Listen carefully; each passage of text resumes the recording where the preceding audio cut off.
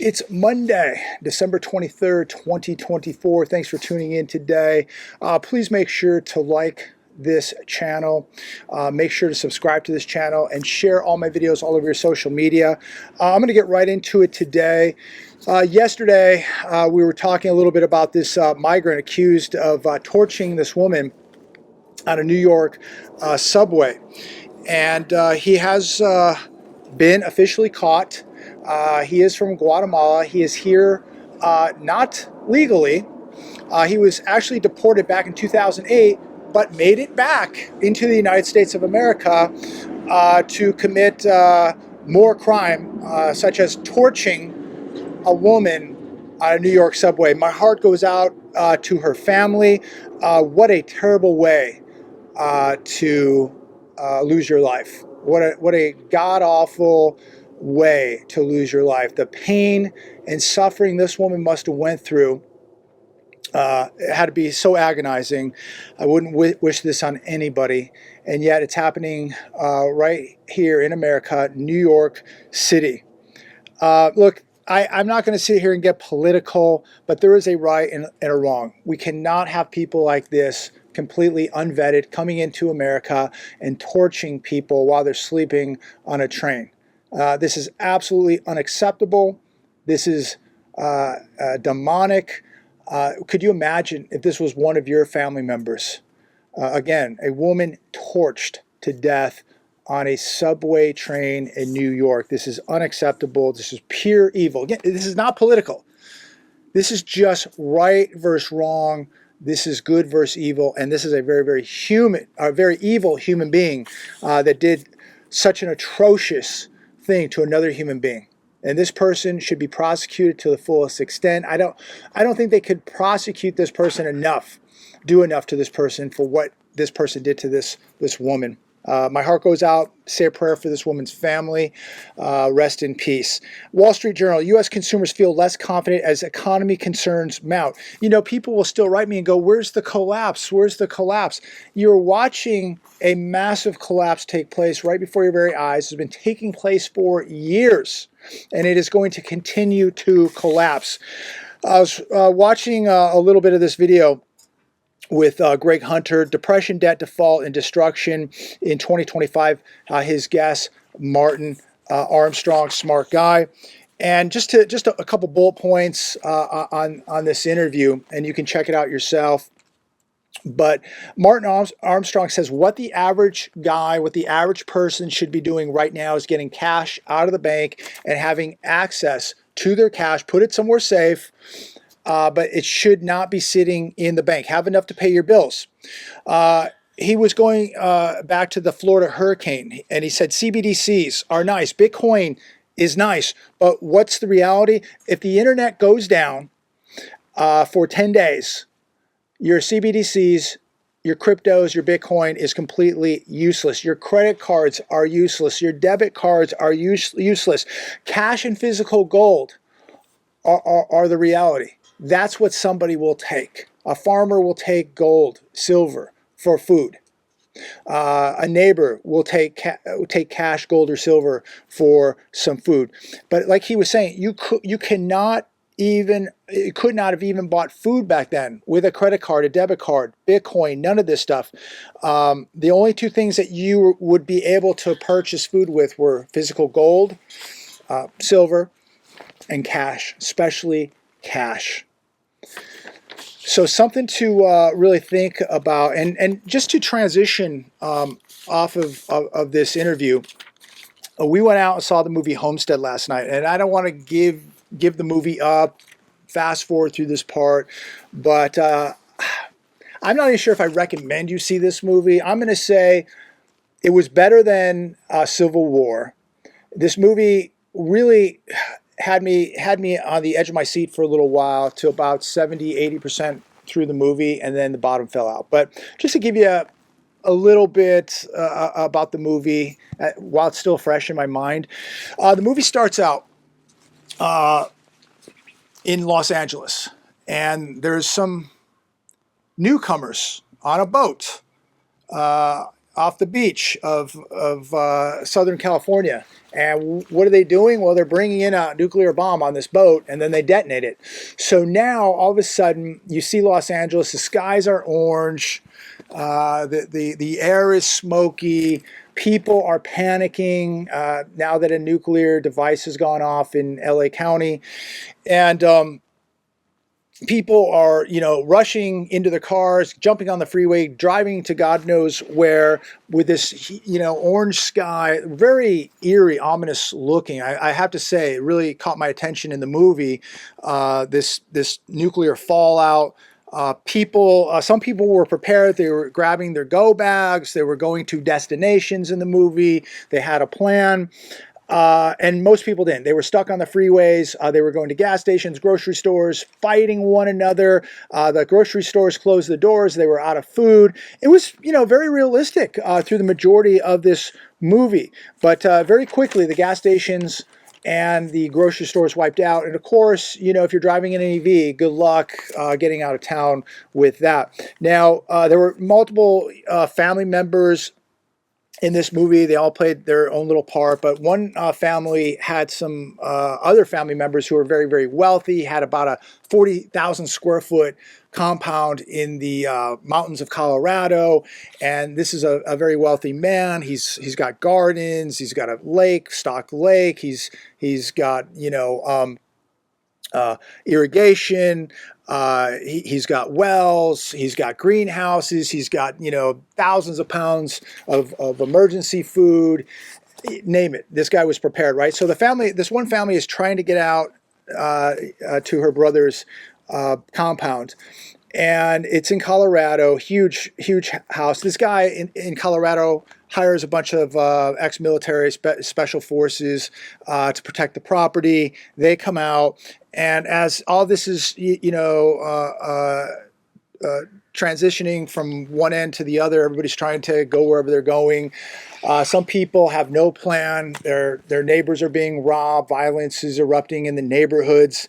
And so, to make a long story short, the one family gets to the compound.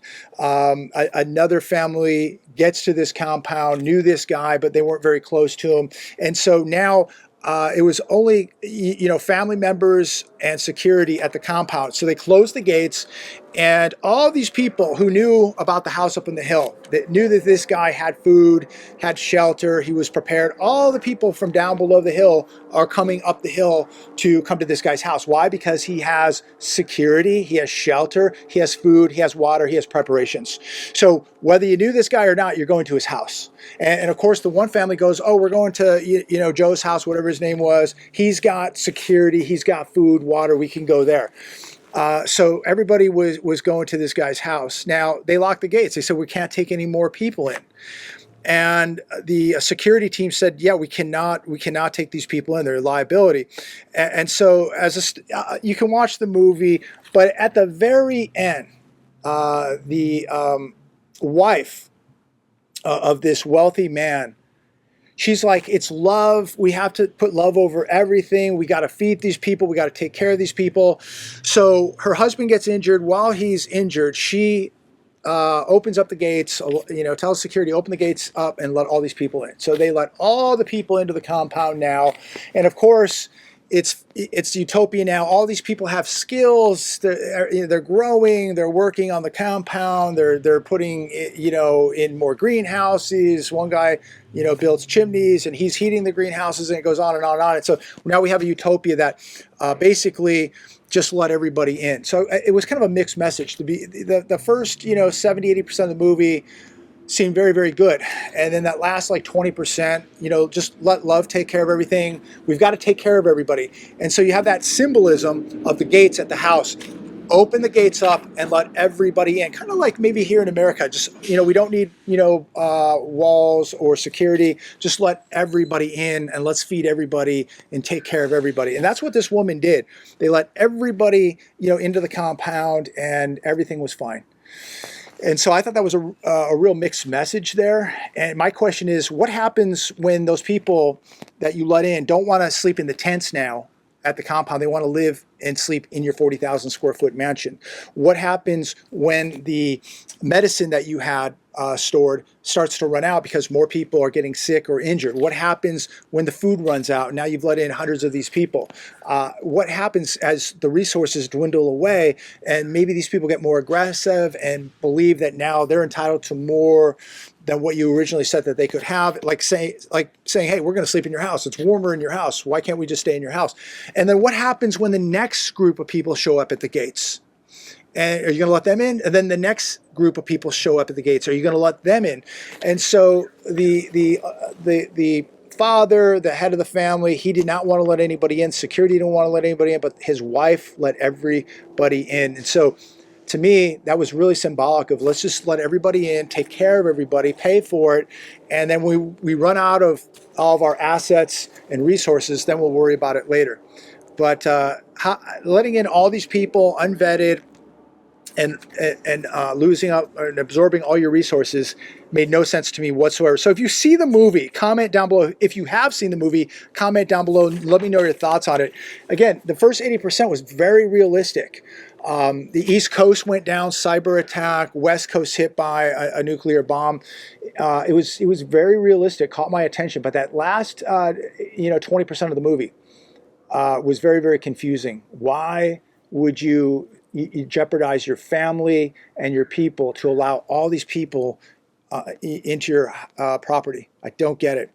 It to me sent a very, very bad message there. But anyways, if you've seen it, let me know your thoughts. Maybe I'm interpreting it the wrong way. Let me know if you saw it, how you interpret it, what message you got out of it. Be curious to know. Nearly 2,000 American CEOs quit in 2024, setting new record. We talked about this before. Why are so many CEOs, or why have so many stepped down and walked away? Do they know something that most Americans do not? Comment down below. The Container Store files for bankruptcy, NPR today. So they finally did it. They finally filed for bankruptcy, another sign of the times. Here's another one today. This coming from the visualcapitalist.com, visualizing major U.S. banks' real estate exposure. Today, as the 10-year bond yield hit 4.6%. Citigroup sitting on $945 billion of commercial real estate. Bank of America, $1.1 trillion. JP Morgan sitting on $1.4 trillion of commercial real estate. Wells Fargo, $684 billion. Let's see, who else do we have here? U.S. Bank Corp, $378 billion. So the numbers just go on and on and on. It's a lot of money. And I bring that up because 10-year bond yield, 4.6% today, ladies and gentlemen. Not good for commercial real estate, not going to be good for banks. And these are the bigger banks. Imagine these smaller and regional banks, the devastation that is going to unfold in 2025 as far as commercial mortgage-backed securities. Wall Street Journal, a looming threat to Bitcoin, the risk of a quantum hack. A very, very interesting article. It says here, a time bomb ready to explode. Google has claimed a breakthrough with its new Willow quantum computing chip, which could enable hackers to one day break the encryption that keeps Bitcoin secure. When that happens, it's not a matter of if, when. This stuff is going to be completely worthless. It will be completely useless. This is on the Wall Street Journal today. Be extremely careful where you're gambling, ladies and gentlemen. This is not investing. This stuff is not investing. This stuff is very fragile. And the technology is coming very, very soon that is going to allow hackers to break into this stuff, steal your crypto, steal your money. And we go back to the quote, if you don't hold it, you don't own it, right? There's just too much technology out there that can hack into a computer, hack into cryptos, and steal this stuff. It is not a matter of if, it is a matter of when. The technology is here, ladies and gentlemen. They're refining the technology. And when this happens, this stuff is going to be very exposed. This stuff is going to be literally, in my opinion, useless. Absolutely useless.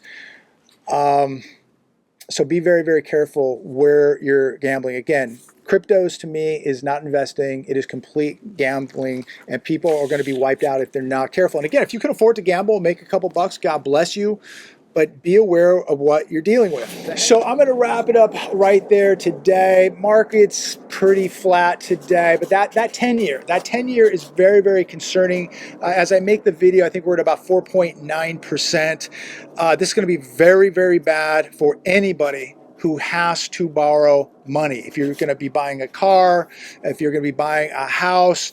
I did not check the 30-year fixed rate today, but I would imagine it's somewhere hovering near 7% at the moment. This is going to be very, very bad for real estate. This is going to be bad for commercial real estate, residential real estate. It's going to be bad for the auto market. Anybody that needs to borrow money, anybody that is taking on debt, this is not good. And I think that this is probably the biggest news today, not really the markets, but the 10-year. Keep your eye on the 10-year, this debt market. This is a red flag right here. And, you know, if the 10-year hits 5%, what happens? Are the wheels going to come off this thing? Are we going to see real big trouble if we hit 5% on the 10-year? Can we hit 5%? Yeah, I think we can. Are we going to see 7 plus, 8, 9% mortgages? Yeah, I think we are. I've been saying that for a long time. I'm going to stick to that. We've been hovering right around 7. That 10-year keeps going up. These banks are going to really begin are going to continue to tighten up on lending money, especially mortgages. You're going to see, you know, 7+%, probably 8+% on a 30-year. So something's going to have to give. And I don't see mortgage rates going down. Prices of homes must go down, or things are just not going to sell. And at some point, there are people that have to sell, whether it's, you know, somebody passing away, a divorce, work, losing a job, illness, whatever. People have to buy and sell every day, and sellers are going to have to come to the realization that, you know, your home price is going to have to come down, because you've been on the market for 250 days, 300 days, and you're asking yourself, why isn't this house selling? My agent said it's the most beautiful house in the neighborhood. Your house isn't selling because it's overpriced. If your house hasn't sold in 30, 45 days, it's overpriced. It's stale. There's a reason why. And usually 99% of the reason it doesn't sell is because of the price. And I'm watching a lot of inventory pile up. 150 days, 200, 250 days, 300, 400 days on the market. Why is that? Because all these homes are overpriced, and their agents are not being straight with them. They're not educating them. They don't want to lose the listing. But if you're an agent, you got to do the right thing. You should be honest with your people, because every day that goes by that they're not selling their house, they're losing money. They're falling behind the 8 ball here, and they're going to continue to chase this market down. And if you want to lose money quick in real estate, chase the market down. The smart money gets ahead of this and figures out that I want to be the first house on my block out of here. And how do you do it? You price it right and you get out. Too many people, they're greedy. They're going to chase this market down, and they're going to continue to lose money all the way down. So if you're selling your house, be careful, be cautious, and be aware of what's going on. God bless. Have a great day. Stay safe out there. Talk to all of you soon.